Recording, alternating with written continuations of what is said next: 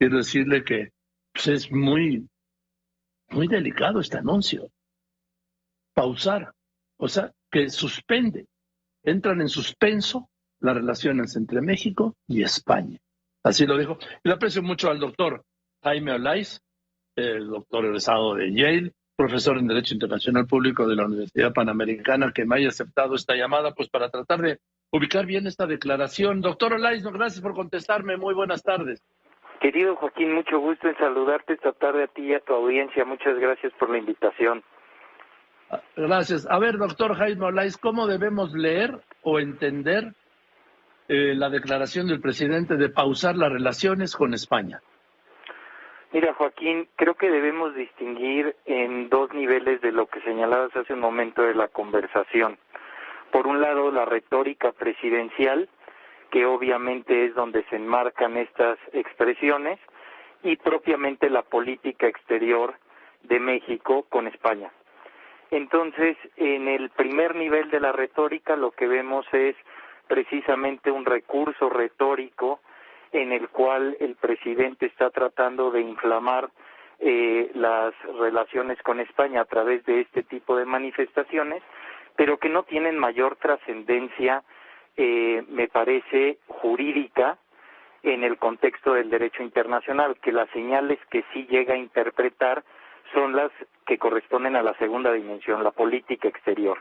En ese sentido, vale la pena recordar que hace apenas 2 semanas se recibió el beneplácito a la persona nominada por el presidente, por el gobierno mexicano, para por el presidente para ser el embajador de México en España.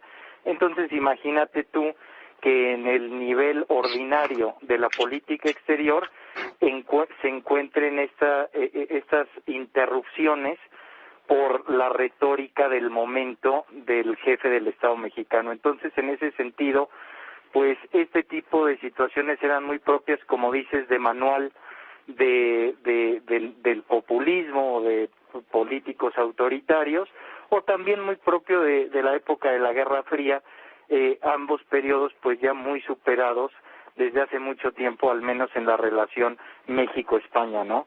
Entonces, en ese sentido, yo creo que hay que tomar con bastante moderación las expresiones del presidente, que se mantienen en el nivel de la retórica, pero que no deben afectar la política exterior de nuestro país.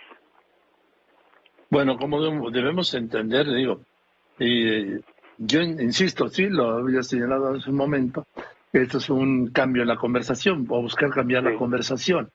Y siempre el método más práctico, de acuerdo al librito de presidentes a lo largo de los años, países, del mundo, sí, es que pues crea un conflicto con un país extranjero. Y así se distrae toda la atención. Pero yo creo que el nivel de este conflicto no da como para distraer la atención de lo interno. ¿Cómo lo ves, doctor Jaime Olaiz?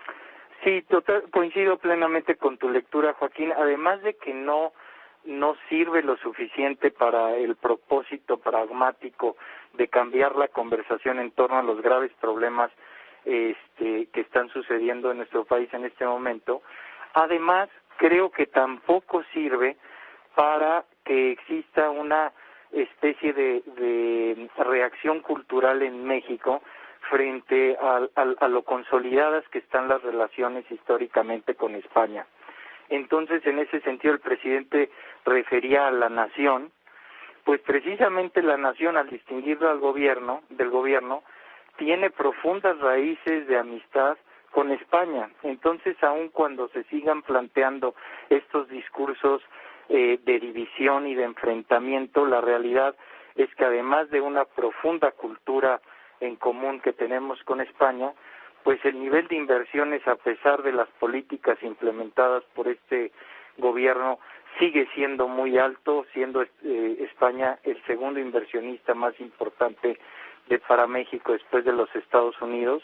Entonces yo creo que existen suficientes elementos para considerar que es indispensable mantener una buena relación, como históricamente ha sido, con España, desde que se retomaron las relaciones después del gobierno de Franco. Entonces, en ese sentido, Joaquín, el intento es cambio de conversación, como lo ha señalado, pero que no tiene incidencia en la configuración de la política exterior del Estado mexicano.